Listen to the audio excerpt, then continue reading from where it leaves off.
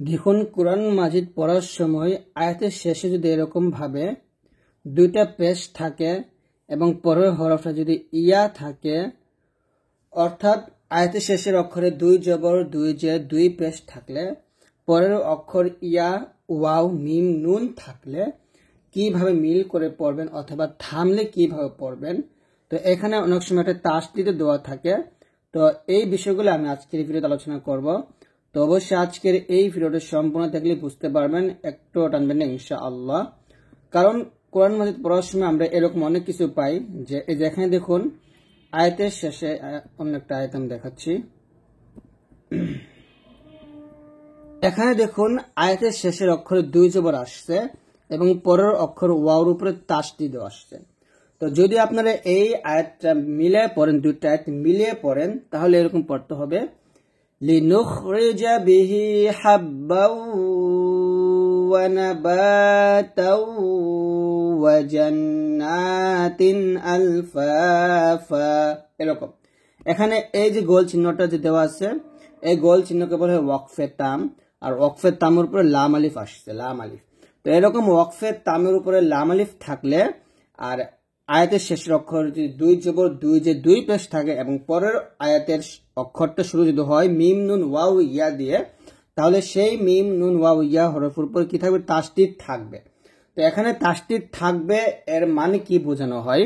এর মানে বোঝানো হয় যে এই দুটি আয়াত আপনারা মিল করে পড়েন। মিল করে পড়াটা হচ্ছে ভালো, এই দুটি আয়াত মিল করে পড়া ভালো। কিভাবে বুঝলাম? এখানে লাম আলিফ দিছে সেই কারণে বুঝতে পারছি, এবং এই যে পরের হরফে তাসদিদ দেওয়ার কারণে বুঝতে পারছি এখানে মিল করে পড়া ভালো। তো এরকম ভাবে আপনি মিল করে পড়বেন, লিনুখরিজা বিহি হাব্বাও ওয়া নাবাতাও ওয়া জান্নাতিন আলফাফা। তো এখানে আমি আবার ফা এক লিফ টান দিচ্ছি, কারণ তারপরের অক্ষরে বা তারপরের আয়াতটা মিলাই নাই, এখানে আমি থামছি বা ওয়াকফ করছি। ওয়াকফ করার কারণে আমি এখানে কি করছি, ওয়াকফের অবস্থায় তানবিনে দুইটা জবর থাকার কারণে একটা জবর বাদ দিয়ে দিচ্ছি, আর একটা জবর স্থানে রেখে এক লিফ পরিমাণ টেনে পড়ছি। ঠিক আছে?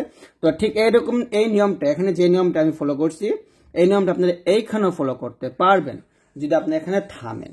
তো এখন প্রশ্ন হচ্ছে এখানে কি থামা যাবে না? হ্যাঁ, অবশ্যই থামা যাবে। থামলে আপনারা এরকম পড়বেন, লিনুখরিজা বিহি হাব্বাও ওয়া নাবাতা।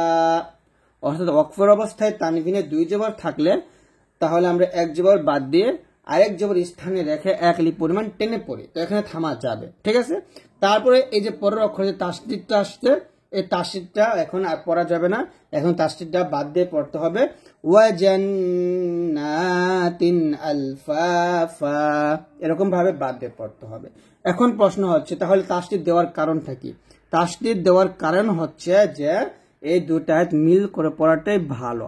অর্থাৎ এটা এরকম বলতে পারি যে এখানে আপনি থেমে পড়তে পারেন, তবে মিল করে পড়া ভালো। ঠিক আছে? মানে একটা পারবেন আর একটা হচ্ছে ভালো।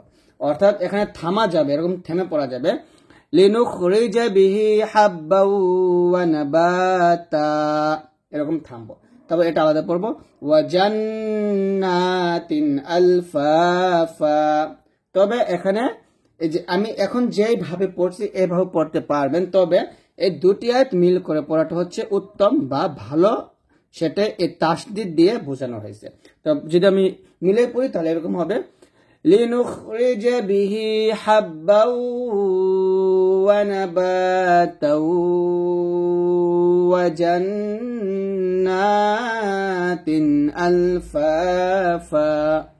অর্থাৎ তানবিনের পর ওয়াও থাকার কারণে যে এখানে বার উপর তানবিন ছিল, তারপর ওয়াও ছিল, এখানেও দেখুন তার উপর তানবিন বা দুই জবর তার উপর ওয়াও।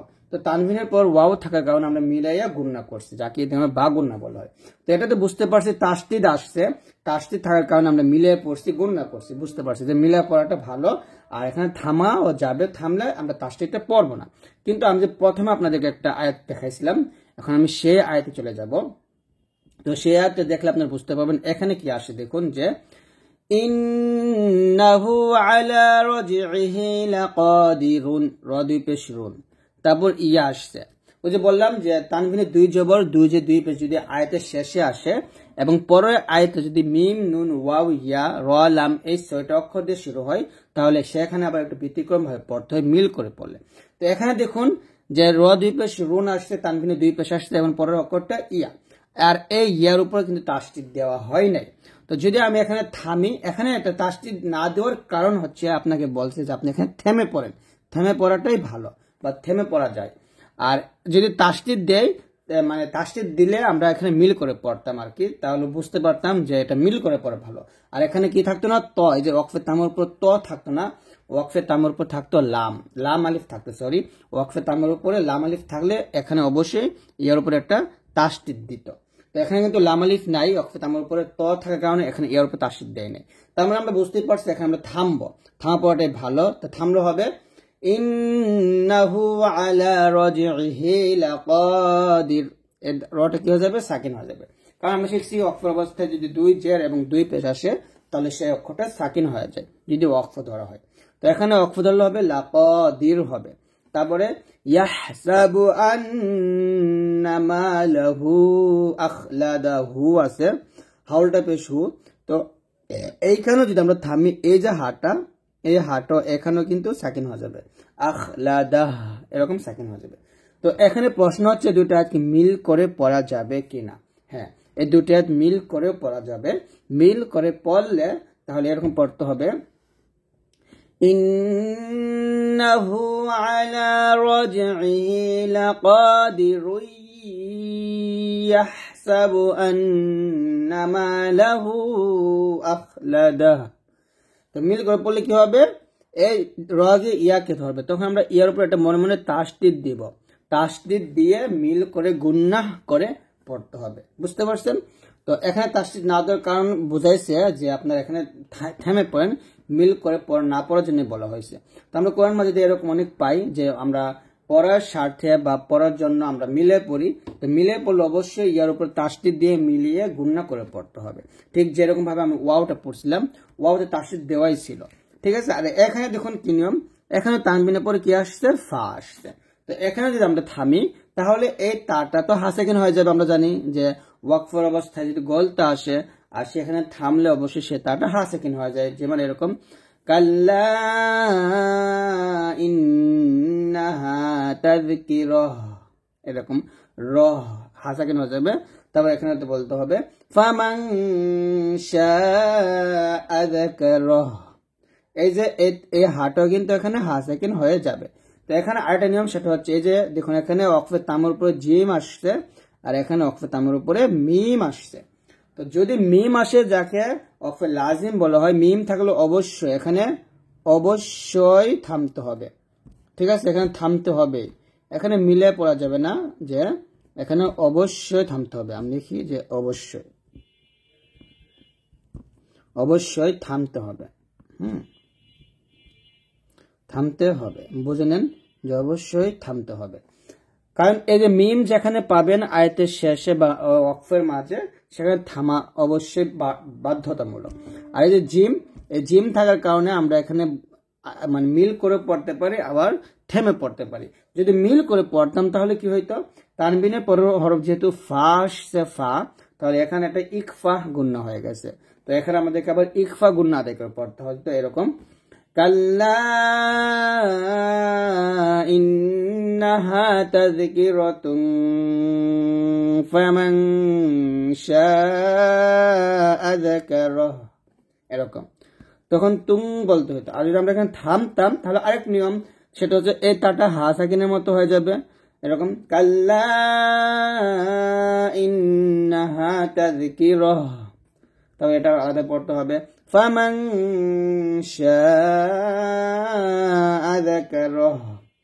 তো এই নিয়মগুলো আপনারা অনেকেই বুঝেন না, যে কারণে আজকে ভিডিওটা করা। তো আশা করছি আজকে ভিডিও থেকে আপনি প্রত্যেকটা নিয়ম বুঝতে পারছেন। দেখানো ঠিক একই রকম, একই নিয়ম দিছে, কাল্লা ইন্নাহা তাযকিরাহ ফামান শাআ যাকারাহ। এখানে আরেকটা নিয়ম বুঝেছি, সেটা হচ্ছে এই যে চিহ্নটা, এই চিহ্ন এবং এই যে চিহ্ন, এই চিহ্নটা হলো চিকন চিহ্ন আর এটা হচ্ছে মোটা চিহ্ন। যে 3 আর হচ্ছে 4 আলিফ টান, এই কালারটা এটা 4 আলিফ আর এই কালারটা এটা হচ্ছে 3 আলিফ, বুঝতে পারছেন?